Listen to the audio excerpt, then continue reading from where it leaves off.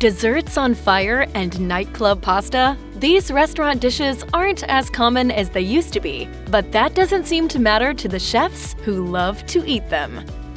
You can tell just by its classically British name that beef Wellington is an old-fashioned dish. Named after the newly appointed Duke of Wellington, Arthur Wellesley, in 1815, it was made to celebrate his victory over Napoleon Bonaparte in the Battle of Waterloo. The dish is made by coating a beef fillet or tenderloin in mustard, wrapping it in either foie gras or thinly chopped mushrooms with herbs, and encasing it in puff pastry. The result is a flaky golden cylinder with striking concentric circles of color bursting with salty, rich flavor. The dish has been a classic of English cuisine for more than 2 centuries, but enjoyed its heyday in the US in the mid-20th century when Julia Child popularized it on her cooking show, The French Chef. In the ensuing decades, however, beef Wellington has become associated with this specific era in American history and has taken on a retro status. And yet, it has its champions. Gordon Ramsay is known for his love of the dish, identifying it as one of his all-time favorite main courses, and a dish that would definitely be on his Last Supper menu. So the next time you're pondering which show-stopping recipe to produce for your next celebration, imagine Ramsay shouting in your ear about beef Wellington,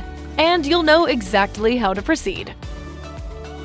Frozen desserts were all the rage in the 1800s, and none was as praised as the Baked Alaska. Comprised of a cake covered in ice cream, encased in meringue, it was a symbol of decadence and cutting-edge refrigeration. Thomas Jefferson is said to have adored an early approximation that consisted of ice cream covered in a pastry shell. But the most popular origin story has to do with America's acquisition of its northernmost state. To celebrate the Alaska Purchase in 1867, the ritzy New York restaurant Delmonico's presented the dessert to patrons, drawing on recipes like the one Jefferson favored. The frozen dessert may no longer be as popular as it was in the late 1800s, but there is nothing inherently outdated about it. With a cold, creamy interior, a bed of sponge cake, and a visually arresting meringue shell, it is just as impressive and delicious as it was more than a century ago. Despite its flagging popularity, some chefs have made a point of featuring it on their menus. Daniel Boulud, the French chef and restaurateur with restaurants throughout the US, including the Michelin-starred Danielle in New York, has made Baked Alaska his signature dish. For the 5th anniversary of one of his restaurants, he even presented a 7-foot version, producing a blowtorch to perfectly flambe the meringue as onlookers gathered around to take photos. Pasta never goes out of style. Full of delicious carbs and plenty of cheese, it is the kind of dish that will delight just about anyone, from picky 6-year-olds to snobby 60-year-olds who delight in culinary elitism. With its creamy egg-based sauce, salty pieces of guanciale or bacon, and a generous portion of Parmesan, pasta carbonara is a classic within a classic category, providing all the cheesy indulgence and saltiness you can wish for. Its origins may date back either to Naples in the 1800s or Rome in the 1940s, when eggs and bacon were some of the few ingredients that cooks had at their disposal. Its popularity surged in the 1950s as Italian food became popular in the US, but its place on fine dining menus has all but evaporated. Many pasta dishes deserve to grace the tables of the finest restaurants in the world, but carbonara should be at the top of the list. Creamy, salty, and elegantly simple, it's no wonder it's one of Rachel Ray's signature dishes, and the one her husband insists on having for his birthday every year. Oh, that smells so good. Like every ingredient in this is my favorite ingredient. Clams cooked in butter and topped with toasted bacon and breadcrumbs constitute the classic dish known as Clams Casino. It's delicious and indulgent and has a tinge of classiness to it thanks to the clams. In New England, it's an integral part of the regional culinary scene. But outside this part of the US, it's nowhere near as popular as it once was. Named after the Narragansett Pier Casino in Rhode Island, which was a hotel and resort rather than a gambling establishment, the dish was beloved in the early 1900s, but is now mostly relegated at coastal New England restaurants serving traditional fare. Though it is not a mainstream dish around the country anymore, it doesn't take much digging to find passionate proponents of Clams Casino. Chopped judge Scott Conant has talked about making dozens of them every night during his first restaurant job, and the fond memories they conjure. At face value, a dish made of raw eggs and raw beef might sound like a recipe for disaster. But in practice, steak tartare is a French classic that chefs have been fawning over for more than a century. Created in the late 19th century in France using raw beef, raw egg yolk, mustard, capers, and other seasonings, it became popular in the US in the 1950s, perhaps due to the surge in demand for French cuisine. Its star faded, possibly as a result of growing concerns over foodborne illnesses following various outbreaks, including the undercooked Jack-in-the-Box scandal that led to an overhaul of the USDA's food safety inspection system in the early 90s. More than 150 people have become ill after eating tainted hamburger meat at Jack-in-the-Box restaurants in Idaho and Washington state. One child has died. When made with carefully sourced ingredients, however, steak tartare is every inch the delicacy it was back in the late 19th and early 20th centuries. On his website, Alton Brown shared, "Steak tartare is hands down my favorite dish of all time." He assures skeptics that when handled and prepared correctly, the meat poses minimal risks. These days, it would be strange to walk into the produce section of a grocery store and find that there were no bananas. The fruit is so popular that Americans eat about 26 pounds per person a year, according to Statista. But back at the turn of the 20th century, bananas were a novelty, a fruit that still had a tinge of the exotic about it and which chefs and home cooks were still learning how to incorporate into their meals. Banana cream pie emerged as one of the better options, made with pastry cream and sliced bananas and topped with whipped cream. This classic concoction is rich, sweet, and full of banana flavor without going overboard. Its popularity may have peaked over a century ago, but the formula is just as delicious as ever. One of the champions of the creamy dessert is Emeril Lagasse. The chef has become famous for his rich, velvety take on the old-fashioned dessert, first publishing a recipe in his 1993 cookbook, New Orleans Cooking, and continuing to adapt it ever since. If you were asked to think of the quintessential retro recipe, chances are you'd think of meatloaf. The recipe that we know today emerged in the early 20th century and became a baked-in part of the country's culinary heritage during the Great Depression and World War II, when meat scraps and crushed cereal were the best ingredients that many households could afford. Once the financial outlook of the country began to pick up, meatloaf was a beloved comfort food that home cooks and restaurants continued to produce despite the availability of more upmarket ingredients. These days, the dish has been demoted to a culinary curiosity of yesteryear, the kind of recipe you might serve ironically, or as a nostalgic meal that conjures memories of your grandparents. But some chefs are not afraid to tout the merits of this hopelessly old-fashioned dish. According to Jamie Oliver, meatloaf is comfort food at its very best, and a dish that he and his family love.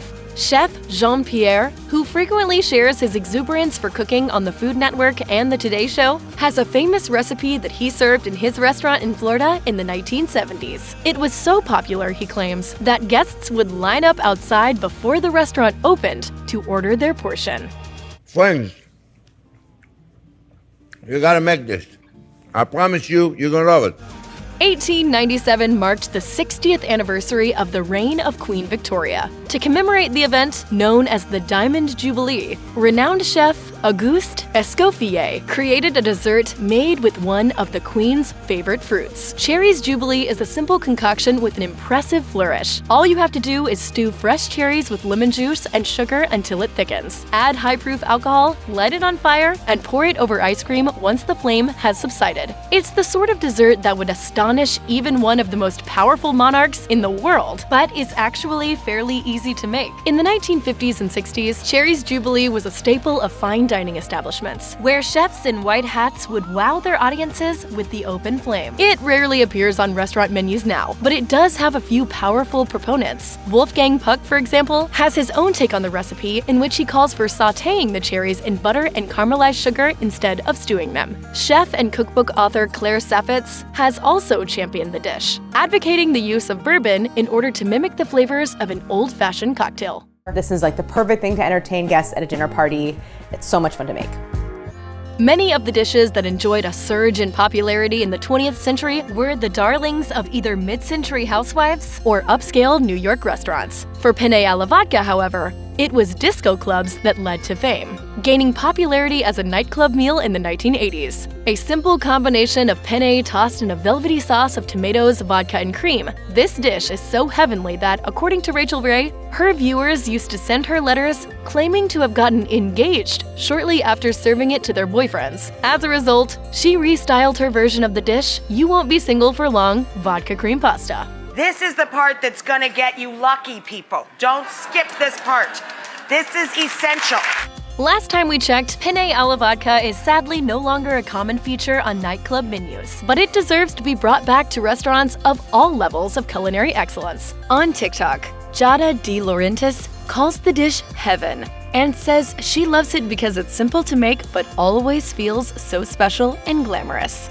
In the 1930s, there was nothing quite as sophisticated as a chef standing tableside, igniting a plate of food in a burst of intentional flames. Flambeing was the ultimate sign of a classy establishment, and Steak Diane was the classiest recipe for the job. Made with a tender filet mignon, dressed in a decadent sauce of cognac, cream, shallots, and pan drippings, it was popular throughout the 40s and 50s and was often prepared in front of diners with the all-important fiery finale.